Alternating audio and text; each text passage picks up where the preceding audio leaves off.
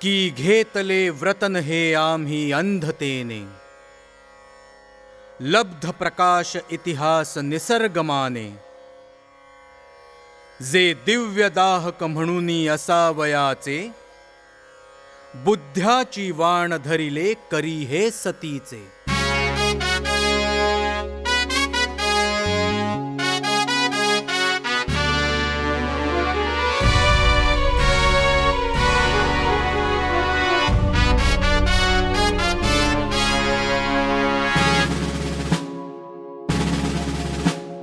तारुण्याची अर्पुनी समिधा मुक्त जाहली भारत माता. तारुण्याची अर्पुनी समिधा मुक्त जाहली भारत माता. स्वातंत्र्याचा सूर्य उगवला मातृभूमीच्या नभी. सुवर्णभूमी धरतीवरही सदैव तळपत राहो. बलशाली भारत हो, बलशाली भारत हो.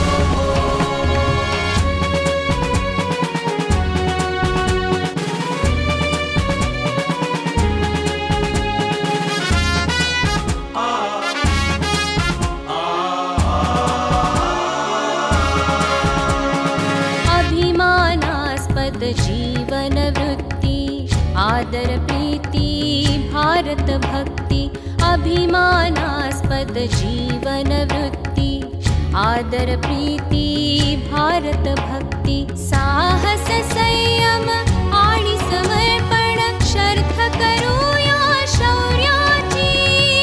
सुवर्णभूमी धरतीवरही सदैव तळपत राहो. बलशाली भारत हो, बलशाली भारत हो, बलशाली भारत हो.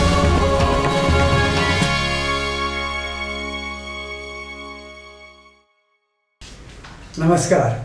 सर्वप्रथम विजयादशमीच्या आपल्या सर्वांना शुभेच्छा. पालट टिळक विद्यालय असोसिएशन आणि पालट टिळक विद्यालय मराठी मीडियम शाळा यांच्या शताब्दीनिमित्त आम्ही अनेक कार्यक्रम आत्तापर्यंत आयोजित केले. आज दसऱ्याच्या मुहूर्तावर आम्ही बलशाली भारत हो हा एक आगळावेगळा कार्यक्रम घेऊन आपल्यापुढे येत आहोत. पालट टिळक परिवारातील जवळजवळ सर्व शाळा आणि महाविद्यालये ह्यांच्यापैकी माजी विद्यार्थ्यांपैकी अनेक जण सेनादलात कार्यरत आहेत. ह्यांच्यापैकी बऱ्याच जणांनी पराक्रमाने आपले नाव तर गाजवलेच, पण त्याबरोबर संस्थेचा लौकिकही खूप वाढला. ह्याचा आम्हाला सार्थ अभिमान वाटतो. अशा काही निवडक विद्यार्थ्यांशी बलशाली भारत हो या प्रोग्रॅममध्ये आम्ही संवाद साधणार आहोत.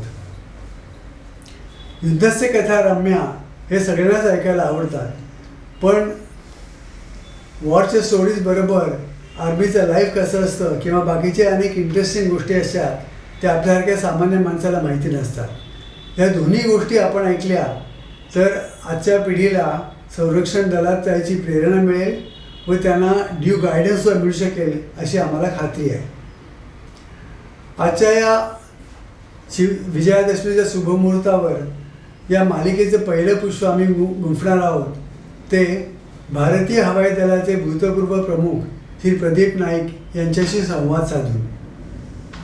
श्री प्रदीप नाईक आपल्या शाळेचे माजी विद्यार्थी, त्यामुळे आम्हाला त्यांचा खूपच अभिमान वाटतो. करोना सिच्युएशन थोडीशी इम्प्रूव्ह झाल्यानंतर आम्ही त्यांना नक्कीच रिक्वेस्ट करणार आहोत की त्यांनी शाळा कॉलेजमध्ये परत येऊन आमच्या विद्यार्थ्यांशी डायरेक्ट संवाद साधावा. बलशाली भारत हो या उपक्रमाची संकल्पना आणि विशेष माहिती आपल्या मराठी मीडियम शाळेच्या माजी शिक्षिका अनुराधाताई गोरे या आपल्या सर्वांना आता देतील. धन्यवाद. नमस्कार. बलसागर भारत हो विश्वात शौर्यराव. अनेक पिढ्यानुपिढ्यांचं हे आमचं स्वप्न. याच निमित्ताने शाळेने एक नवीन मालिका सुरू केली आहे. स्वातंत्र्याची 75 वर्ष आणि शाळेची 100 वर्ष या निमित्ताने या सादर होणाऱ्या मालिकेचा एक भाग मला होता येत आहे, याचा मला खूप समाधान वाटतंय. या मालिकेतून प्रेरणा घेत असंख्य तरुण सैन्यदलाकडे आकृष्ट होती. शहीद होणारा प्रत्येक जण सांगत असतो, मुझसे हुआ वो मैंने किया, बाकी बचा वो आपको करना पडेगा. या निमित्ताने आम्ही सर्व त्यांना वचन देत आहोत, हां हम जरूर आपका वादा पूरा करेंगे, आपका अधूरा काम पूरा करेंगे. असंही म्हटलं जातं की सीमेवर जो तिरंगा फडकत असतो तो वाऱ्याच्या झुळकीने नव्हे तर त्याचं रक्षण करणाऱ्या अनेकांच्या श्वासामुळे. या मालिकेच्या पहिल्याच भागात आपण भेटणार आहोत भारताचे 22वे एअर मार्शल प्रदीप नाईक, अर्थातच आमच्या शाळेचे विद्यार्थी. त्यांच्या घरी आपल्याला घेऊन जाणार आहेत संस्थेचेच एक पदाधिकारी भाटवडेकर आणि आमच्या कोऑर्डिनेटर जान्हवी खांडेकर. यांना PVSM म्हणजे परमविशिष्ट सेवा मंडळ, VSM म्हणजे विशिष्ट सेवा मंडळ मिळालेल्या आहे. याच्या पुढे केवळ युद्ध नव्हे तर आतंकवाद, दहशतवाद, घुसखोरी या बाबतीत सुद्धा आर्मीच्या खांद्याला खांदा लावून एअरफोर्सला काम करावं लागेल. आणि याचं प्रमाण म्हणजेच उरी, बाणाकोट हे सगळे स्ट्राईक्स. त्यांचं एक कमिटी काही वर्षांपूर्वी नेमली गेली सैन्य दलाचं जे सगळं रिस्ट्रक्चरिंग झालं त्यासाठी. त्या सदस्यांपैकी एक म्हणजे आमचे प्रदीप नाईक, एअर मार्शल प्रदीप नाईक. त्यांच्या सूचनेचे फलित म्हणून जम्मू काश्मीरला एक एअर थिएटर वेगळं ओपन केलं गेलं आणि त्याचं प्रात्यक्षिक 15 ऑगस्टला आपण सगळ्यांनी बघितलं. मला असं वाटतंय तुम्हाला सगळ्यांना खूप उत्सुकता लागली असेल त्यांच्या घरी जायची, त्यांची भेट घ्यायची. चला तर मग आपण भेटूया माजी हवाई दल प्रमुख प्रदीप नाईक यांना. नमस्कार. नमस्कार सर. नमस्कार. नमस्कार. पार्ले टिळक विद्यालय असोसिएशन आणि पार्ले टिळक विद्यालय मराठी शाळेचं हे शताब्दी वर्ष, त्यानिमित्त बलशाली भारत होवो हा कार्यक्रम आपण आजपासून सुरू करत आहोत. आपल्या आगमनाने त्याचं उद्घाटन होत आहे ही फारच आनंदाची गोष्ट आहे. छान. संपूर्ण पार्ले टिळक विद्यालय असोसिएशन परिवाराला नव्हे तर समस्त पार्ल्याला आणि म्हटलं तर खरं तर महाराष्ट्राला तुमचा खूप अभिमान आहे. कारण तुम्ही तुमच्या निवडलेल्या प्रोफेशनमध्ये सर्वोच्च स्थानी गेलात. भारतीय सैन्यामध्ये हवाई दल प्रमुख असे तुम्ही भूषवलं हे स्थान आणि संपूर्ण भारत मातेची सेवा करण्याची संधी तुम्हाला या निमित्ताने प्राप्त झाली आणि त्याचं तुम्ही सोनं केलं. आज आपण या कार्यक्रमात त्यामुळे सुरुवातीलाच पार्ले टिळकच्या सगळ्यांना जिव्हाळ्याचा वाटणारा प्रश्न घेऊन सुरुवात करूयात की पार्ले टिळक विद्यालयाचे तुम्ही माजी विद्यार्थी, तर शाळेच्या काही तुमच्या खास आठवणी सांगूनच आपण कार्यक्रमाची सुरुवात करू. तुमच्या शाळेतल्या मित्रमैत्रिणींच्या काही आठवणी असतील तर आम्हाला नक्की ऐकायला आवडेल. तर सर्वप्रथम मी आमच्या सगळ्या बंधू बांधवांना जे पार्ले टिळक विद्यालयाचे आहेत आणि इतरसुद्धा जे बघतायत त्यांना विनम्रपणे नमस्कार करतो. पार्ले टिळक विद्यालय ही माझी पहिली शाळा. आम्ही त्यावेळेला अंधेरीला राहायचो आणि अंधेरी येऊन ट्रेननी विलेपार्ले स्टेशनवरनं चालत आम्ही स्कूलपर्यंत यायचो. आणि मध्ये एक खूप समस्या निर्माण व्हायची कारण पार्ले स्वीट्स जी पार्ले ग्लुकोज जी फॅक्टरी आहे तिच्यावरनं आम्हाला जायला लागायचं आणि तिचे इतके सुंदर वास यायचे त्यांचे ना बिस्किटांचे वगैरे की एकदम भूक लागायची शाळेत पोचायच्या आधीच. तर ही पहिली आठवण पार्ले टिळकची. मी होतो पार्ले टिळक विद्यालयामध्ये 61 जूनला मी सैनिक स्कूलमध्ये गेलो. त्याच्या आधी 5-6 वर्ष म्हणजे 55 to 61च्या आसपास मी पार्ले टिळक विद्यालयामध्ये होतो. को एज्युकेशन स्कूल होती तेव्हासुद्धा. आमचा एक 60-70 लोकांचा क्लास असायचा, 50-60 लोक पोरं आणि पोरी. खास मित्र म्हणजे माझे आत्ता आठवते एक खास मित्र होता अविनाश वामनराव कुलकर्णी म्हणून. अवी कुलकर्णी तो अजून आम्ही ठेवून आहोत मैत्री. विजू सुर्वे दुसरा होता, विवेक भट, सुनील शिंदे वगैरे अशी 3-4 नावं मला आता आठवतात. तर खूप वर्ष झाली त्याला. त्यातला अवी कुलकर्णी सगळ्यात स्पेशल दोस्त होता माझा. As far age teachers R concern फारच म्हणजे ते गुरुजन आमचे जे म्हणतात ते दे वर रिअली गुड. फारच सुंदर होते आणि त्यांच्याबद्दल ट्रिमेंडस आदर होता आम्हाला. म्हणजे गुरुर ब्रह्मा गुरुर विष्णू जे म्हणतात ना ते अगदी तसे होते. सर्वात प्रथम आंबेकर मास्तर धोतर कोट आणि टोपी वगैरे घालून यायचे, आम्हाला गणित शिकवायचे. तर एकदा मला आठवतं आहे, आम्ही बसलो होतो क्लासमध्ये आणि आंबेकर सर शिकवत होते जॉमेट्री. तर तेव्हा मोठे मोठे ते कंपास वगैरे असायचे, नो कम्प्युटर्स वर देअर. ते मोठ्या कंपासनी ते सर्कल वगैरे काढायचे आणि डिवायडर असायचा लाकडाचा मोठा. तर ते बोर्डकडे पाहून असे शिकवत होते. माझ्या शेजारी एक इब्लिस कार्ट होतं, ते एक आठवले म्हणून, तो बसला होता. तो आपली कंपास पेटीनी असा सूर्याचे किरण असे करून मास्तरांच्यावर घालत होता. Very irritating. आणि सच ॲन एक्सपिरियन्स पर्सन. त्यांनी मागे न वळता तो कंपास जो फेकला तो संबंध आठवलेला कपाळाला लागला, त्याला खोक पडली, रक्त आलं वगैरे. Treated, nobody bothered. पेरेंट्सनी काही गडबड नाही केली, टीचर्सनी काही गडबड नाही केली, बट एव्हरीबडी अंडरस्टूड की आंबेकर मास्तर खूप अलर्ट असतात. आमचे सगळ्यात फेवरेट होते वैद्य सर. ते आम्हाला सायन्स शिकवायचे and he was most favourite. He to teach beautifully. कारण ते होमवर्क कधी नाही द्यायचे. सुट्टीमध्ये तो भाराभर होमवर्क जो मिळायचा वैद्य सरांचा काही त्याच्यात भाग नसायचा. आमच्या क्लास टीचर एका क्लासमध्ये होत्या गजेंद्र गडकर बाई. एवढं मोठं नाव, पण बाई फक्त 4 फूट काहीतरी होत्या. पण असा कंट्रोल होता ना त्यांचा की काही विचारू नका आमच्यावर. Very very good. ती मित्रांची यादी झाली. मैत्रिणी, त्यावेळेला आम्हाला मैत्रिणींची व्हॅल्यू कळली नव्हती, त्यामुळे काही मैत्रिणी अशा खास नाही झाल्या त्या स्कूलमध्ये तेव्हा. पण एकदा मला आठवते, जेव्हा ब्रेक व्हायचा तेव्हा आम्ही पळत पळत जायचो बाहेर जागा घ्यायला आणि खेळायला वगैरे, ऑल दॅट थिंग. तर एकदा मी असा पळालो आणि तिकडनं आमच्या क्लासची एक पोरगी पळाली. फाटक काहीतरी नाव होतं तिचं, आय वेगली रिमेंबर. आणि आमची टक्कर झाली. बिचारी पडली. तिला जास्ती लागलं. तर ऑब्व्हियसली मी तिला उचलत होतो का काहीतरी, कुलकर्णी मास्तर आले आणि त्याच्यानंतर मला ऑफिसमध्ये नेऊन असा बदलला आहे त्यांनी की काही विचारू नका. No fault of my own. So that was one of the punishments I got in Parle Tilak Vidyalaya. School फारच सुंदर स्कूल होती तेव्हासुद्धा. Even in those days very well known. Pendharkar sir तेव्हा प्रिन्सिपल होते. Very well known school. आणि त्यांनी काय शिकवलं मला तर मराठीबद्दल प्रेम, मराठी वाचण्याची शक्ती, मराठी समजण्याची, मराठी लिटरेचर ॲप्रिशिएट करायची, पोएट्री ॲप्रिशिएट करायची, एवढं त्यांनी शिकवलं. आणि बाय 8th क्लास मी ते स्कूल सोडून मग सैनिक स्कूलमध्ये दाखल झालो. I think that answers your question and 2-3 other questions also. Yes sir. तुम्ही आत्ता उल्लेख केलाच की त्यानंतर तुम्ही सैनिक स्कूलमध्ये दाखल झालात. तर घरात असं सैन्य दलात कोणी आधी तुमच्या होतं का, घरातलं कोणी? आणि नाईक कुटुंब मूळचं कुठलं मग? कारण तुमचं म्हणजे विकिपीडियावर वगैरे फ्रॉम नागपूर असं येतं. तर जरा ती पण पार्श्वभूमी आम्हाला जाणून घ्यायची. ते काय झालं, मी जेव्हा चीफ बनलो तेव्हा सडनली नागपूरवाल्यांना कळलं की मी नागपूरला माझा जन्म आहे. सो आय बिकेम नागपूरचा. तसं नागपूरलाच पहिली 3 वर्ष काढली. माझे आईवडील नागपूरला होते. माझी आई नागपूरची, माझी बायको नागपूरची, माझी सूनही नागपूरची. कोइन्सिडन्स. पण मूळचे आम्ही वेंगुर्ल्याचे, कोकण. वेंगुर्ल्याच्या जवळ वैंगणी म्हणून गाव आहे. सैनिक स्कूलमध्ये जायचं त्याची एक स्टोरी आहे. आम्ही जेव्हा टिळक विद्यालयात होतो, I must be about 8 or 10 years old. आम्ही पुण्याला आलो होतो इकडे. तर Pune NDA construction was going on NDAमध्ये. तरी माझ्या वडिलांनी मला सांगितले, मला आठवत नाही विशेष.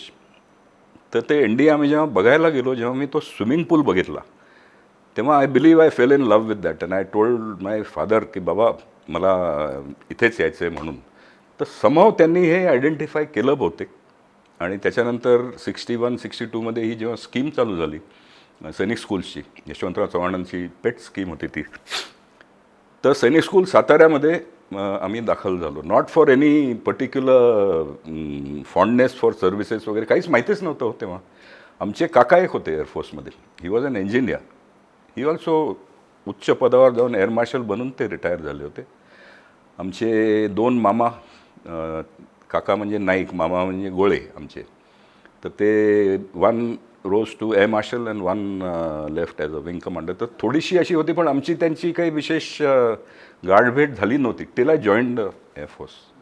समहाव मला फ्लाईंगची खूप आकर्षण होतं फ्लाईंगबद्दल. I was very fond of flying. माहिती नाही कसं, असं सम वियर्ड थिंग. आणि finally then I became a fighter pilot एअरफोर्समध्ये. तर ते you did a job which you loved and you are paid for it. Ideal combination झालं होतं ते. But series of coincidences I would say. आणि सैन्य दलात तुम्ही जॉईन झालात तेव्हा अगदी कोवळ्या वयातच तुम्हाला पहिल्यांदाच सामोरं जावं लागलं ते 1971च्या युद्धाला आणि यावर्षी त्या युद्धाला 50 वर्ष होत आहेत.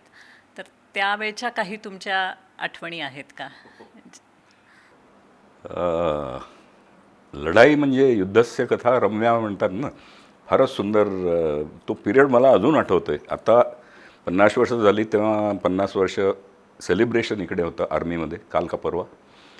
ती फ्लेम 4 फ्लेम्स ज्या प्राईम मिनिस्टरनी नॉर्थ ईस्ट साऊथ आणि वेस्ट त्यांनी म्हणे अमर जवान ज्योती जी आहे दिल्लीला तिकडे या 4 मशाली लाईट करून नॉर्थ साऊथ ईस्ट वेस्टला पाठवल्या आहेत. तर एक मशाल इकडे आली आहे पुण्यात. ती 1 महिना इकडे राहील, स्कूल्समध्ये सोसायटीजमध्ये वगैरे ती जाणार आहे.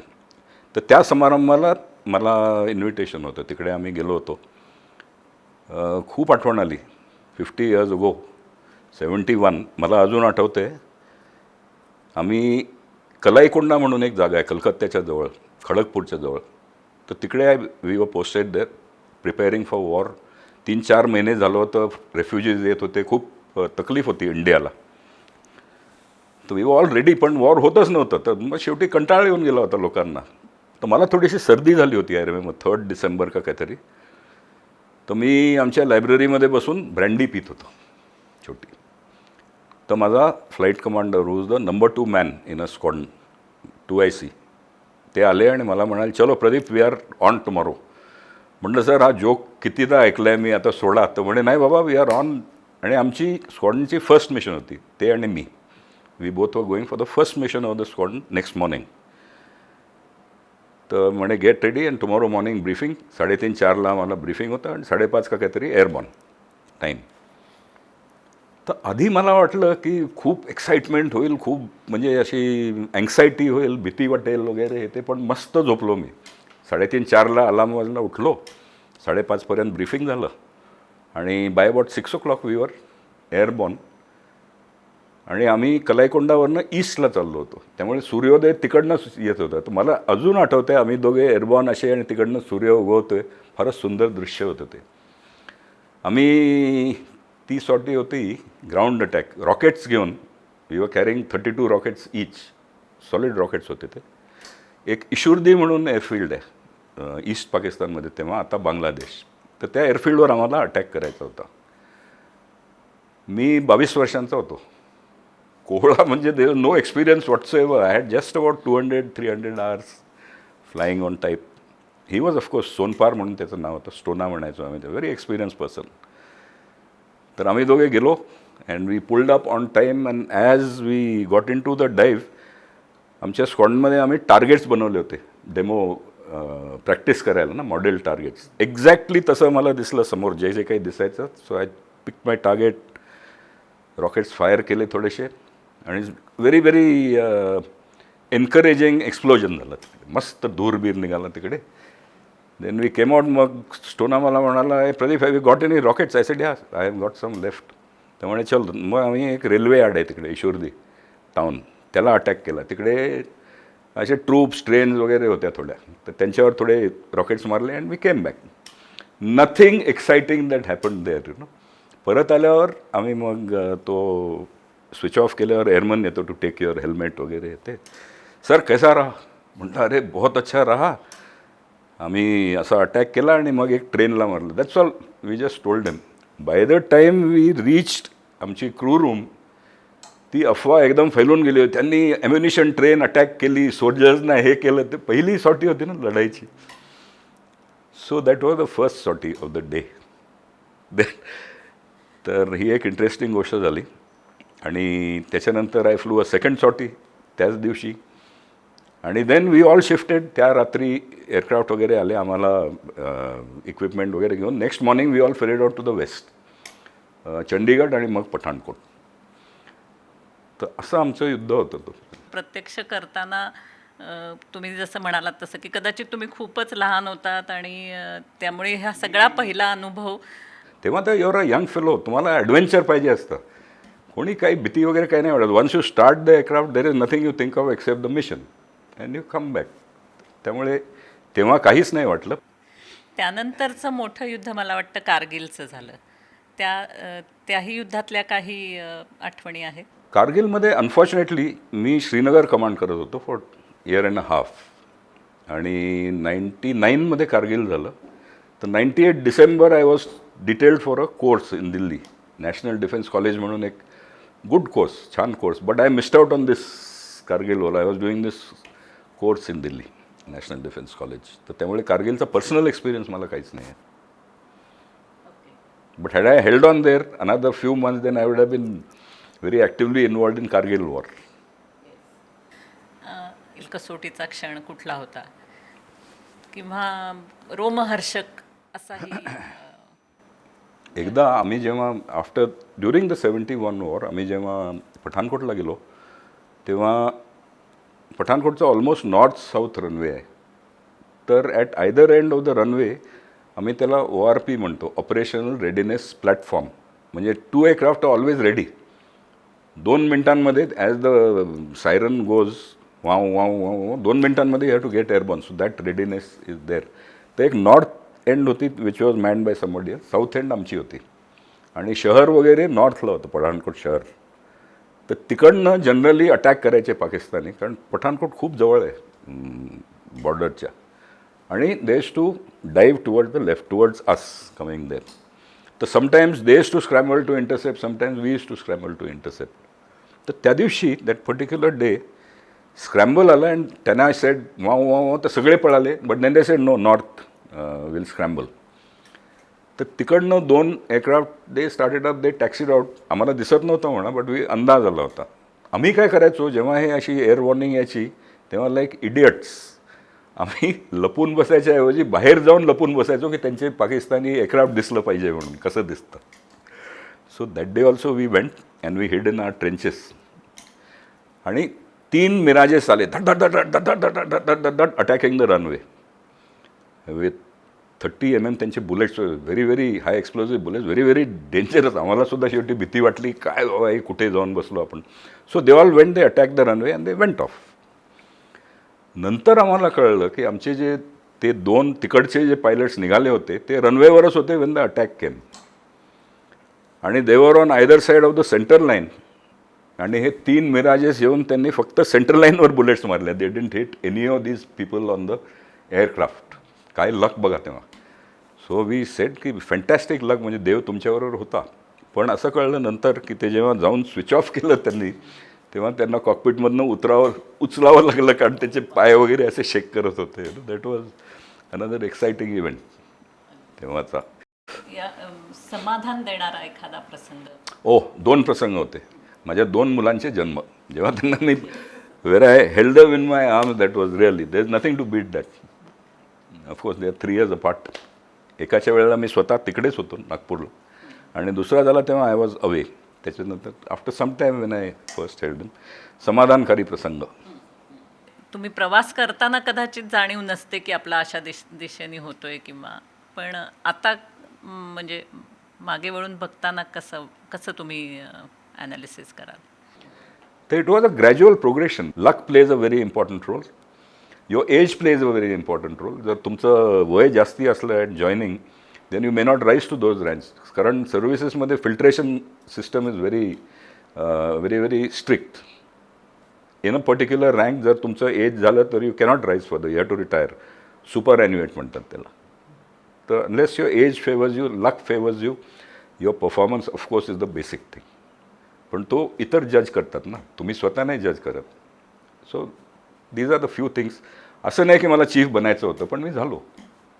So that's it. तर तुमच्या कामगिरीमुळे तुम्ही ते झालात, जसं तुम्ही म्हणालात लक आहे, देवाची साथ आहे, पण शेवटी त्या व्यक्तीची कामगिरी पण, कर्तृत्व पण त्यात महत्त्वाचं रोल प्ले करत असतं. जेव्हा तुम्ही जॉईन झालात तेव्हाची विमानं आणि नंतर ती बदलत बदलत आत्ताची विमानं, यातला फरक तुम्ही कसा सांगाल? कारण तुमची भारतीय हवाई दल प्रमुख म्हणून जी कारकीर्द राहिली ती म्हणजे हवाई दलाचं आधुनिकीकरण याच्यावर तुम्ही खूप भर दिलात, म्हणून तुम्ही फार वेल नोन आहात त्याबद्दल, की तुमची इन्साईट ही नेहमीच पुढे जाण्याची किंवा मॉडर्नायझेशनवर तुमचा भर होता. तर हा जो विमानातला बदल तुम्ही सांगाल का आपल्या विद्यार्थ्यांना? पहिले तर एक गोष्ट मी क्लिअर करू इच्छितो. तुम्ही समजा एक पर्टिक्युलर गोष्ट प्लॅन केली, ती जवळजवळ 7-8 वर्षांनी मटिरियलाइज होते. त्यामुळे मी जर प्लॅन केलं तर त्याचं क्रेडिट ज्या माणसाला जातं तो 7-8 वर्षांनी. त्यामुळे माझ्या कारकिर्दीत जे झालं, quiet a bit of it was plan from earlier. आणि मी जे काही प्लॅन केलं त्याचं फ्रुशन लाईक द रफाल वगैरे केम मच लेटर. पण ते आमच्या याच्यात कारकिर्दीत ते झालं होतं. आम्ही जेव्हा एअरक्राफ्ट उडवायचो, हे MiG-21 is the one wear I have phloem the maximum about 3000 hours. One of the most beautiful aircraft MiG-21. तेव्हाची एअरक्राफ्ट मेनली सिंगल इंजिन असायची. सिंगल आणि डबल इंजिनमध्ये फरक असा की you have 50% more chance of survival if you have 2 engines. एक engine जर Concord झालं तर you at least have the other engine. तेव्हा आमचं फक्त कॅनबेरा होतं 2 engine आणि जॅगवर्स जेव्हा ते आले तर these were the 2 engine aircraft. समजा तुम्हाला टेक ऑफ नंतर बर्ड हिट झाली, MiG-21 you have to eject or any other single engine आणि इंजिन खतम झालं. पण जॅगवार और Canberra you could still land on a single इंजिनचं. आजकालचे जे एअरक्राफ्ट आहेत Su-30s, रफाल वगैरे ते सगळे ट्विन इंजिन आहेत. So that is a great difference. आमच्या वेळेला we had no navigation systems on board. काही नाही. आमचं पायलट, आम्ही एक मॅपवर अशी लाईन ड्रॉ करायचो आणि ती असं बघत जायचो to navigate to any place, either from height or low level वगैरे. It was a very difficult proposition. आम्ही त्याला मुव्हिंग थंब डिस्प्ले म्हणायचो. थंब आपला अंगठा असा मॅपवर मूव्ह करायचा, त्याला डिस्प्ले. आजकाल you have moving map display. जेव्हा पायलट बसलेला असतो तिकडे तेव्हा त्याच्यासमोर मॅप असतो.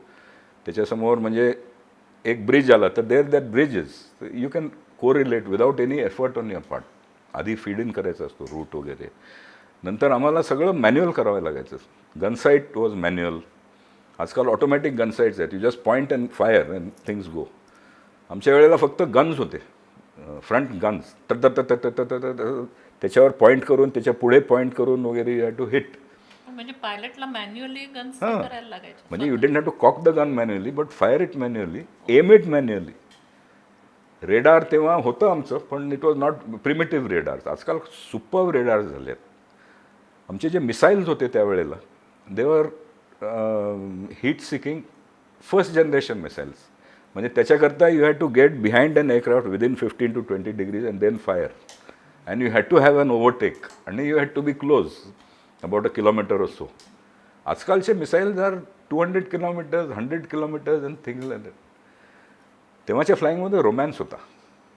You had dog fights and you did things like that very close. You could see the other aircraft. आजकाल बियॉन्ड व्हिज्युअल रेंज केपेबिलिटी आहे, BVR capability. So you don't see the enemy, but 100 kilometers away the radar tells you and you just jink or you just crank or something like that. So that romance of combat आजकाल गेला आहे. Technology has improved. Weapons have improved.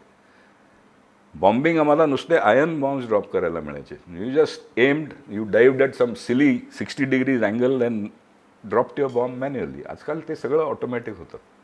त्यामुळे there is tremendous amount of technology involved in today's aircraft. Their survivability has increased, their efficiency has increased.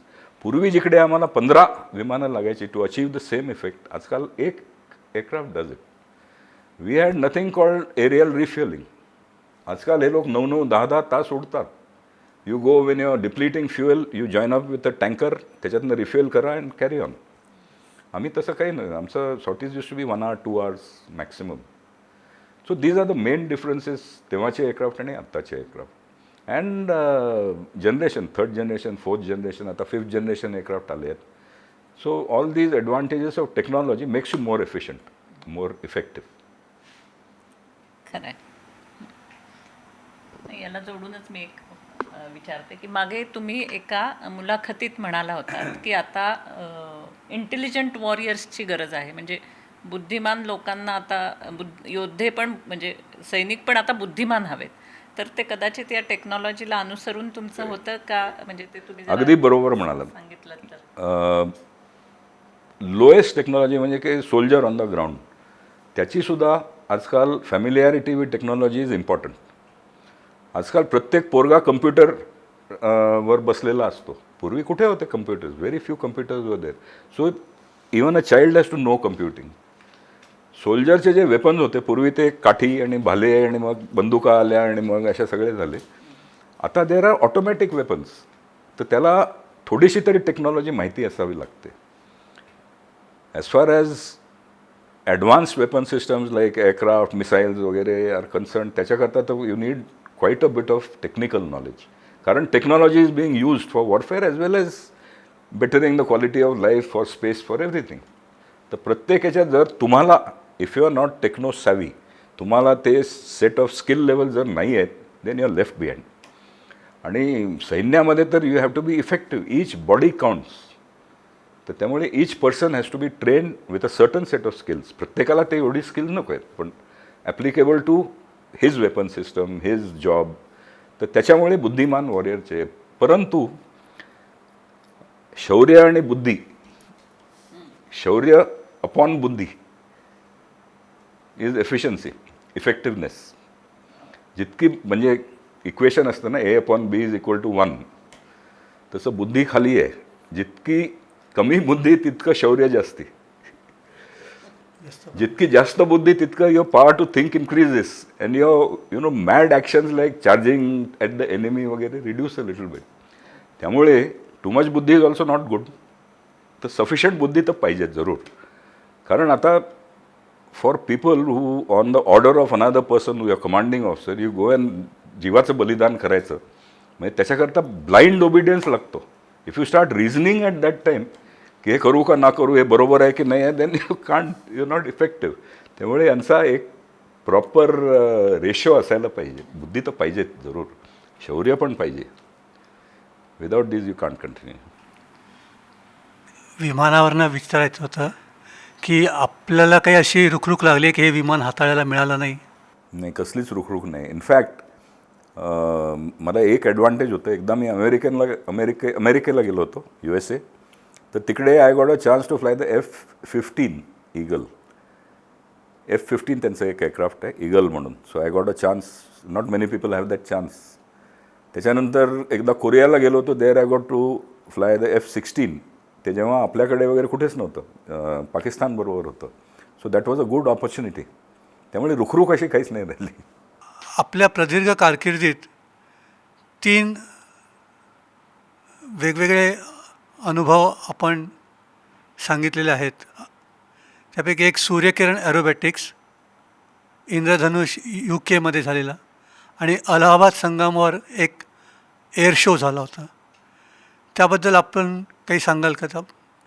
सूर्यकिरण मी खूप lucky होतो, कारण मी जेव्हा AOC Bidar होतो, बिदारचा boss होतो. बिदार म्हणून एक जागा आहे हैदराबादच्या नॉर्थला. तर तिकडे हे सूर्यकिरणवर बेस्ड, आणि त्यांचं ट्रेनिंग वगैरे सगळं तिकडे व्हायचं, आम्ही कंडक्ट करायचो. तर त्यामुळे I got a chance to fly with the Suryakiran also तिकडे. त्याच्यानंतर सूर्यकिरणची मी एक गोष्ट तुम्हाला सांगायला पाहिजे. When I was commanding Srinagar, air force station Srinagar, तेव्हा द चीफ जे होते त्यांनी he kindly agreed to send us Suryakiran team for a display at Srinagar. तेव्हा 98मध्ये. आणि तेव्हा तिकडे परिस्थिती म्हणजे भीषण परिस्थिती होती. आम्ही राहायचो जेलमध्ये राहिल्यासारखे. Everybody use to be inside, nobody was allowed to go out. संध्याकाळी अर्धा तास मी त्यांना परमिशन द्यायचो, भाजी दूध वगैरे घेऊन यायची, and then back again locked. तर त्या स्थितीमध्ये विथ प्रॉपर प्रिकॉशन्स वगैरे we conducted a display over Dal lake. आता जो डिस्प्ले झाला ना सूर्यकिरणचा, but this was done much earlier. आणि तेव्हा फारच सुंदर होतं. Farooq Abdullah was the chief minister. त्यांनी कुठलं ते गार्डन, निषाद का कुठलं तरी, Chashmeshahi Nishat, one of these gardens, शालीमारमध्ये he had organised a function. तिकडे he had organised a full Kashmiri breakfast. संपूर्ण ते जे खातात वगैरे, everything was there, beautifully organised. आणि वेदर वॉज ब्युटिफुल. थोडंसं असं क्लाउडी, म्हणजे विशेष क्लाउडी नाही म्हणा, पण पांढरं असं बॅकग्राऊंड होतं. त्याच्या पुढे against that backdrop was this Suryakiran display. फारच सुंदर. स्कूलची पोरं वगैरे, and whatever little tourist were there, ते सगळे Dal lake they were lined up, but not too much of a crowd. Public आपल्या घरातनं बघत असणार तेव्हा. Situation was very tight those days, but we manage to get that display through. We had to sanitise one very large area. So JNK police also help us, कारण कुठनं missile येईल काय येईल कोणाला माहिती नसायचं. त्याच्यानंतर फारूक मला म्हणाला, AOC साहेब, what do you have to say about this. कारण त्यांचं फायनल जे असतं ते असं खाली येऊन बॉम्ब बस्ट करतात आणि तिरंगा कलर्स दे रिलीज. त्यामुळे ते गेल्यावर आकाशामध्ये तिरंगा राहतो, 3 कलर्स राहतात. म्हटलं sir, what to say, I can only say that tiranga in the skies of Srinagar, it's a very great thing. वो तो हमारे दिलों में तो कब का रहा है वगैरे, इग्नोर्ड मी. मग दुसऱ्या दिवशी जेव्हा मी पेपर वाचत होतो तेव्हा एका न्यूजपेपर आर्टिकलमध्ये, सगळ्याच न्यूजपेपर्स कॅरीड दिस, की अब्दुल्ला साहब कहते हैं कि फर्स्ट टाइम तिरंगा श्रीनगर की स्काईज में लहरा रहा था वगैरे हे ते, वो हमारे दिलों में कब से लहरा रहा है वगैरे. म्हटलं बघा हा माणूस माझे वर्ड्स आपलेच म्हणून सांगतोय. So that was one interesting display. त्याच्यानंतर दुसरा डिस्प्ले होता इकडे आम्ही जो केला संगमवर, त्रिवेणी संगमवर. That was very good. We were lucky to get the governor of UP also. ते पण आले होते. आय थिंक कृष्णराव होते, general Krishnarao probably, he was there. आणि that display was seen by millions of people. तर aim of a display is maximum people should see it. ती जागा फार सुंदर होती संगम त्रिवेणी. त्याच्यावर अगदी, आणि होली जागा आहे, अगदी पवित्र जागा आहे ती. फारच सुंदर डिस्प्ले झाला तो. That was that. Exercises with foreign countries, इंद्रधनुष्य एक झाला, मग एक रेड फ्लॅग म्हणून एक्सरसाइज असतो तो युनायटेड स्टेट्स बरोबर झाला. असे बरेच एक्सरसाइजेस झाले. Then during our time we got the Rafale evaluation done. That was a very great achievement I would say. आमची जे टेस्ट पायलट टीम होती तेव्हा 126 or समथिंग एअरक्राफ्टचं टेंडर गेलं होतं. आणि there were 6 different types of aircraft जे आम्हाला इव्हॅल्युएट करायचे होते. So this test pilot team of mine did it in 6 months. आणि त्याच्यात आम्ही शॉर्टलिस्ट केले होते रफाल आणि Eurofighter Typhoon. This was the 2 aircraft we had shortlisted. Unfortunately जसं मी म्हटलं ना की 8-10 वर्ष लागतात त्याला, तर माझ्या ह्याच्यात फक्त हे झालं.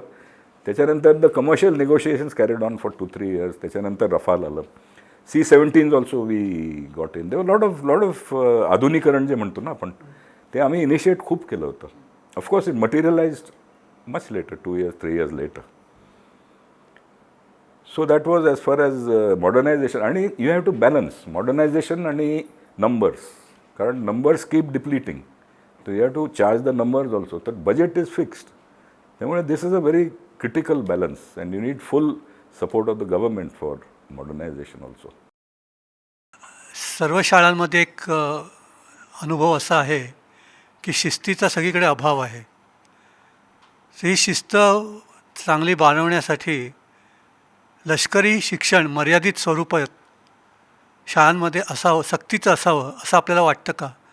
आणि त्या प्रशिक्षणात मुलींचा सहभाग, त्यांचा सेल्फ डिफेन्सचा विचार करून असावा का? याबद्दल आपलं काय मत आहे? मी तर म्हणतो शाळांमध्ये हे एफर्ट्स वाढायला पाहिजेत जे आहेत सध्या. आणि आपल्याकडे खूप छान एक NCC म्हणून ऑर्गनायझेशन आहे, ऑल परवेझिव्ह. त्याची रीच ही खूप मोठी आहे, पण त्याच्याकडे विशेष लक्ष दिलं जात नाही. That is an existing programme. त्यालाच जर आपण स्ट्रेंथन केला, प्रत्येक शाळेत दर दिवशी का होईना आठवड्यातनं 2दा किंवा 3दा मिलिटरी रिलेटेड ॲक्टिव्हिटीज जर कंडक्ट केल्या तर डेफिनेटली अवेअरनेस इन्क्रीज. अजून लोकांना माहिती नाही की मिलिटरी काय करतं. ॲव्हरेज शाळेमध्ये कोणालाच माहिती नसतं. तर याच्याकरता military institutions which are nearby are also responsible. शाळा, पेरेंट्स आणि students themselves. Main thing is त्या स्टुडंटला स्वतःलाच मिलिटरीबद्दल काहीतरी आकर्षण वाटायला पाहिजे. त्यांच्यामध्ये तो स्वाभिमान, ती काय म्हणतात देशभक्ती, देशप्रेम and pride about the nation, ती कशी उत्पन्न करायची इज द मेन क्वेश्चन. याच्याकरता इट्स नॉट इझी. म्हणजे एक शाळा किंवा एक पेरेंट किंवा एक, you cannot do that. It has to be a planned affair. मी तर म्हणतो you have to exposure to military. प्रत्येक शहरात, प्रत्येक शाळेच्या जवळ एखादं तरी मिलिटरी इन्स्टिट्यूशन असतं. पण nobody thinks about them. आपण मिलिटरीचा विचार करतो केव्हा, एक लढाई असली की, एक 15 ऑगस्ट आणि एक 26 जान. त्याच्यानंतर military just something which is there असं नाही आहे. सो दिस अवेअरनेस हा निर्माण करायला पाहिजे. त्याच्याकरता स्कूल्स, पेरेंट्स आर रिस्पॉन्सिबल. दुसरी गोष्ट, पेरेंट्सनी आयडेंटिफाय करायला पाहिजे की तुमच्या पोराचा कल कुठे आहे, आणि जर कल मिलिटरीकडे असला तर तो एनकरेज करायला पाहिजे पेरेंट्सना. पण पेरेंट्सना आजकाल वेळ नसतो. जसं मधू म्हणते की आईला कळतं की पोराला काय इच्छा आहे वगैरे, बापाला तो सांगत नाही, घाबरतो जरा. So mothers have a very important role to play in this, I feel. तिसरं म्हणजे थोडासा एफर्ट केला तर military is more than willing to send you there people, आपल्याबद्दल सांगायला की नाही तर तुम्हाला तिकडे घेऊन पोरांना जायचं वगैरे. पण स्कूलमध्ये टाईम नसतो आजकाल. अभ्यास अभ्यास अभ्यास अभ्यास अभ्यास, दिस इज द मॅक्सिमम थिंग. आणि ते मॅक्सिमम आपलं सोशल रिस्पॉन्सिबिलिटी म्हणून एखाद्या ओल्ड एज होममध्ये पोरांना वगैरे घेऊन जातात. They are not interested. लहान वयात मोठ्या लोकांची सेवा करणं इज नॉट ॲक्सेप्टेबल. ते फक्त करायचं म्हणून करतात. They would rather go to see a tank or a gun और अन एअरक्राफ्ट. सगळे इंटरेस्टेड राहतील. तर अशा यांनी इंटरेस्ट वाढतो. करिक्युलममध्ये Indian history, Indian military history, a little bit of military subjects वगैरे असे थोडे थोडे टाकायला पाहिजेत. असं नाही की फुल डोज, मर्यादित, जसं तुम्ही म्हणाल. मुलींचा रोल खूप इम्पॉर्टंट आहे, as important as the boys. कारण आता they are soldering almost all the responsibilities almost the same as the boys. त्यामुळे मुलींना, आणि एस्पेशली मुलींना सेल्फ डिफेन्स, मुलींना का मुलांनासुद्धा self defence classes are very very important. Yoga, karate वगैरे, few tricks of self defence, ते स्प्रे इकडे तिकडे वगैरे, जे आजकाल थोडे थोडे प्रमाणात चालू आहेत. But this must be encourage through all the schools. पण it has to be a national effort. त्याच्याशिवाय हे काही जमणार नाही. आणि मी तर म्हणतो, although my views are not very popular, 12वी झाली की प्रत्येकाला कंपल्सरी मिलिटरी सर्व्हिस 2 वर्षाची करायला लागते. प्रत्येकाला, पोरगा असो पोरगी असो. आणि no excuses, no minister's son, no nothing. प्रत्येकाला करावी लागायला पाहिजे. So that you don't even lose out on age. कारण everybody is at the same stage. आणि 2 वर्षानंतर you go, either you want to continue with the military or you go wherever. मला तर वाटतं हे करायला पाहिजे. पण त्याच्यात ऑल्सो डिफिकल्टीज आहेत. Difficult to organise. विल पाहिजे, पॉलिटिकल विल पाहिजे, ओपिनियन पाहिजे, public opinion, all those things. But I think that definitely will help increasing the awareness about the military. आता थोडासा वेगळा प्रश्न आहे. मिलिटरीतल्या, लष्करातल्या व्यक्तींना अनेक संकटांचा सामना करावा लागतो, अनेक अडचणी येत असतात. पण एक जनरल ऑब्झर्वेशन असं आहे की ती व्यक्ती अतिशय दिलखुलास असते, आनंदी असते आणि हसतमुख असतात. तर त्याचं काय रहस्य आहे? पहिलं तर फिजिकल फिटनेस जनरली बघितला तुम्ही, मिलिटरी लोकांचा जरा जास्ती असतो बाहेरच्या लोकांपासून. तर त्यामुळे if you are physically fit, you are mentally fit. दुसरी गोष्ट म्हणजे तुमचं काहीतरी एक ध्येय आहे. असं नाही की प्रत्येकजण देशभक्त वगैरे आहे, असं काही नाही. But every day you are performing a job which has a direct effort on national security. तुम्ही फक्त देशाबद्दल विचार करतात. दुसरी गोष्ट म्हणजे द एन्व्हायरमेंट तुमची जी असते, ही संबंध एका फॅमिलीसारखी एन्व्हायरमेंट असते. They are very supportive. त्यामुळे आनंद आणि दिलखुलासपणा वगैरे जरा जास्ती वाढतो. When you go to a unit, a squadron or a ship or army unit, you are like an entire family. तुमचे म्हणजे काके मामे वगैरे सोडून त्याच्याहून जवळीक, इतकी जवळीक असते काही you can't imagine. So that affection आणि दॅट रिगार्ड डज हेल्प. मग थोडा प्राईड असतो. ते युनिफॉर्म आणि थोडं हे मेडल्स वगैरे लावले की जरा छाती ऑटोमॅटिक बाहेर येते. These are few of the things. एक तर you have pride in yourself, you have pride in uniform, and you have pride in your nation. हे खूप याच्यात बिल्डअप होतं. आणि त्यामुळे हा दिलखुलासपणा. द लास्ट पॉईंट इज जर तुम्ही डेंजरबरोबर राहता दिवसभर day in and day out, you know, soldier who's in Siachen, enemy नसला तरी is fighting the weather, a person who gates airborne in an aircraft, तुम्हाला you are not meant to fly. ते जर काही झालं तर you is difficult, the outcome may be very very tragic. शिपमध्ये किंवा सिंक झाली किंवा so if you are living with danger, ते थोडं whatever life is there enjoy, you know, enjoy life. ते ऑटोमॅटिक येतं. रेस कार ड्रायव्हर्स वगैरे तुम्ही बघितले असणार. Is the same thing, the psychology is the same. साहस आणि शौर्य हे मुळातच असावं लागतं. पण सर्व्हिसेसमधल्या व्यक्तींना त्याची जास्त आवश्यकता असते. तर त्यासाठी काय स्पेशल ट्रेनिंग मिलिटरीमध्ये किंवा लष्करामध्ये असतं का? असतं ना. It starts right from NDA. कारण what NDA basically teaches you is तुमची फिजिकल एन्ड्युरन्स किती आहे, कपॅसिटी किती आहे, तुमचा मेंटल एन्ड्युरन्स किती आहे, कपॅसिटी किती आहे, how much strain can you withstand, तुमची स्वतःची केपेबिलिटी काय आहे तुम्हाला कधी माहिती नव्हतं before NDA. It's only after NDA that you realise की you can do this, you can do that. सर्व्हिसेसमध्ये throughout you have training, you have like weapons training, you have live firing, you have many other activities which test your skills. आणि त्यामुळे तुमचं practice आणि strengthening of the resolve या दोन गोष्टी continuously चालू असतात सर्व्हिसेसमध्ये. त्यामुळे साहस जे म्हणतात ते असं प्रॅक्टिसनेही येतं कधी कधी. No, every day if you are doing साहसी थिंग्स तर तुम्ही साहसी बनाल. पण आय पर्सनली फील की दोन टाईप्स ऑफ करेज जे असतात, शौर्य जे म्हणतो आपण, दोन टाईप्स असतात, एक फिजिकल आणि एक मॉरल. फिजिकल करेज असं असतं की समजा तुम्ही कुठेतरी चाललाय आणि कुत्रा आला तुमच्यावर, will you run away or will you fight that dog. तुम्ही बसमध्ये चाललाय आणि एक पोरगी बसली आणि तिला 3-4 गुंड छेडायला लागले, will you interfere or will you just let it go. तर दॅट फिजिकल करेज तुम्ही त्या सिच्युएशनमध्ये पडल्यावरच तुम्हाला कळतं आहे की नाही आपल्यात. यू कांट से की मी खूप करेजियस आहे वगैरे. मॉरल करेज इज समथिंग ते डेव्हलप करता येतं. म्हणजे the capacity to stand up for what you feel is right, ते कोणामध्येही असू शकतं.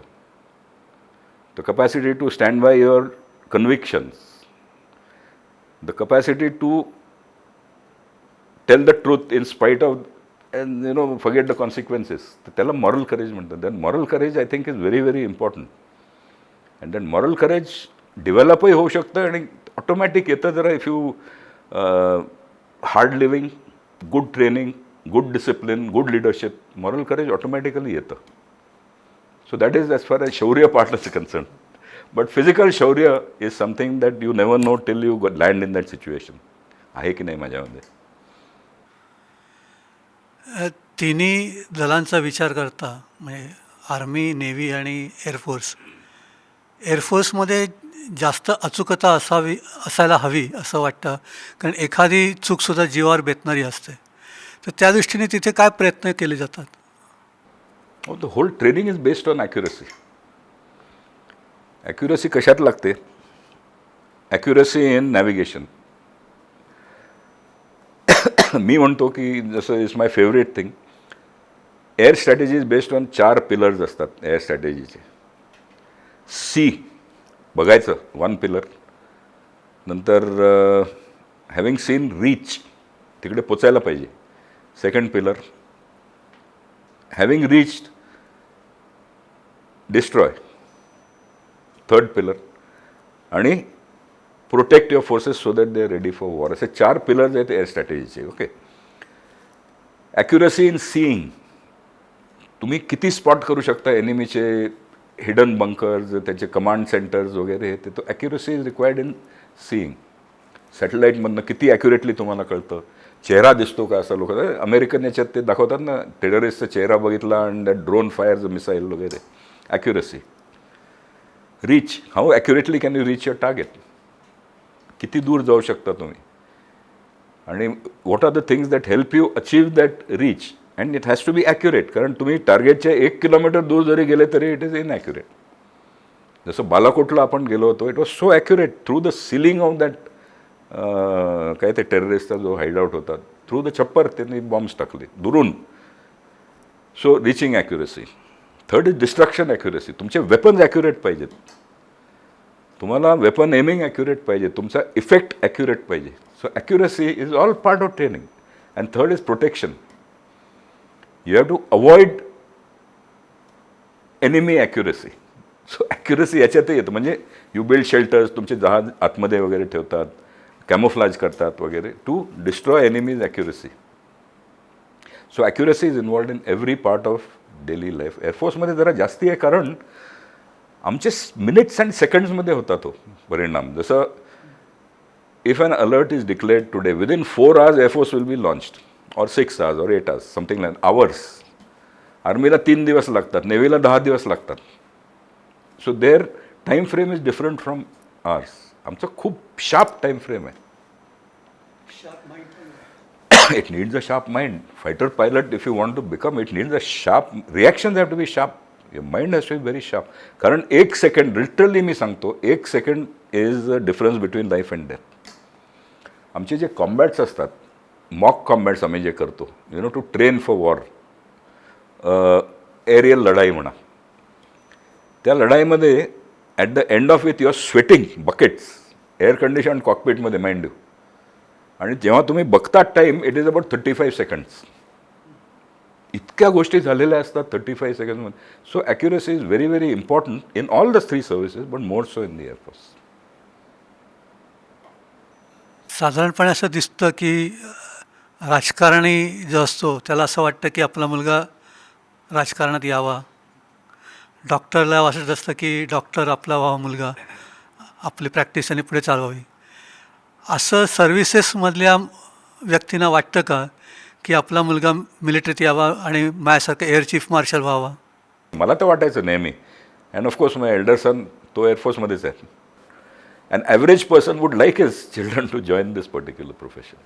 आणि शाळांमध्ये देशभक्तीची भावना जागृत करायला पाहिजे. तर त्यासाठी तुम्ही शिक्षकांना किंवा पालकांना आणि विद्यार्थ्यांना काय सांगाल? यांना सांगायचं म्हणजे असं, इन्क्रीज युअर ओन अवेअरनेस. एक, मिलिटरीबद्दल काय आहे, मिलिटरीचा इम्पॉर्टन्स काय आहे, that they themselves must realise. Only then स्टुडंट्सना सांगू शकतील.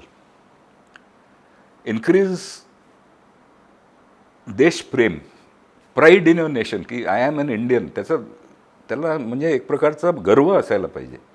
आपले लोक नाही फालतू, अमेरिके इकडे तिकडे, they have their ideals elsewhere, not in India. Pride in your country first. त्याच्याकरता you have to know what are the national interest. ते आपल्याला कोणी सांगतच नाही आहे इंडियाचे नॅशनल इंटरेस्ट काय आहेत, तुमच्या कंट्रीचे काय इंटरेस्ट आहेत. बाबा, इकॉनॉमिक ग्रोथ पाहिजे, हे पाहिजे, ते पाहिजे, टेक्नॉलॉजी इम्प्रूव्ह पाहिजे. तर हे सगळं आय थिंक गव्हर्नमेंटने सुद्धा सांगायला पाहिजे लोकांना. एक व्हाईट पेपर एक लिहायला पाहिजे, these are our aims. We are here today 2021, by 2030 I want to be there. म्हणजे सगळ्या पब्लिकला कळेल. तर दीज आर ऑल, हे छोट्या छोट्या गोष्टी नाही आहेत, these are very big things. करायला पाहिजेत आपण. NDAमध्ये आता मुलींना प्रवेश द्या असं सर्वोच्च न्यायालयाने सांगितलेलं आहे. तर त्याबद्दल तुमचं काय मत, आणि ते तुम्ही म्हणजे कसं त्याविषयी व्यक्त व्हाल? It's a very progressive step. There is no two ways about it. आता पोरांच्या खांद्याला खांदा लावून कामं करतायत, इतर कामं.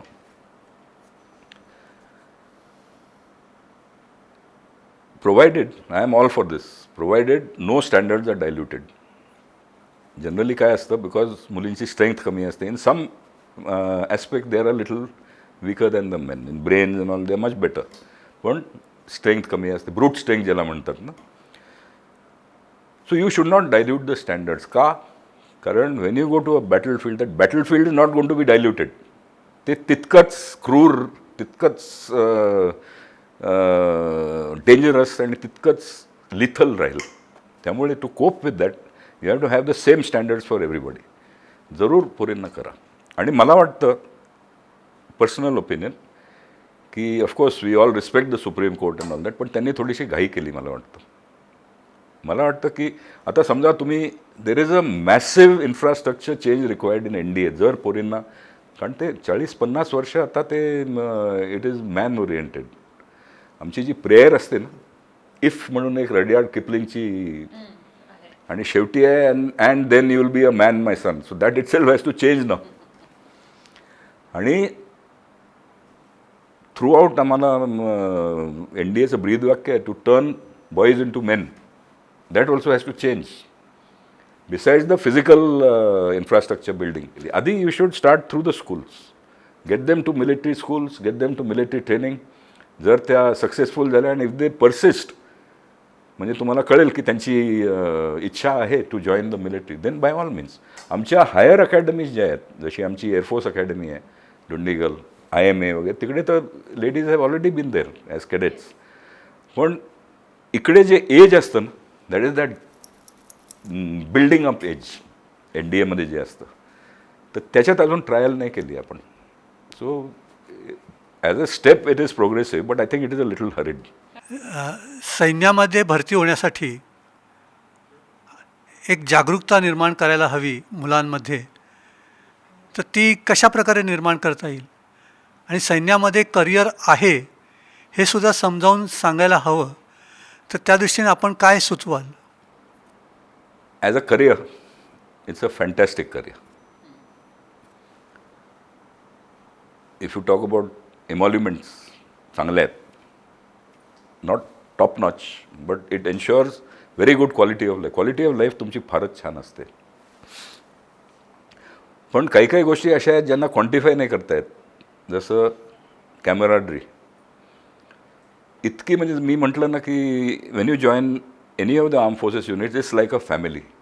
आणि त्याने इतका सपोर्ट मिळतो, इतकी सिक्युरिटी मिळते आणि इतका वाव असतो to progress further without worrying about the daily problems वगैरे.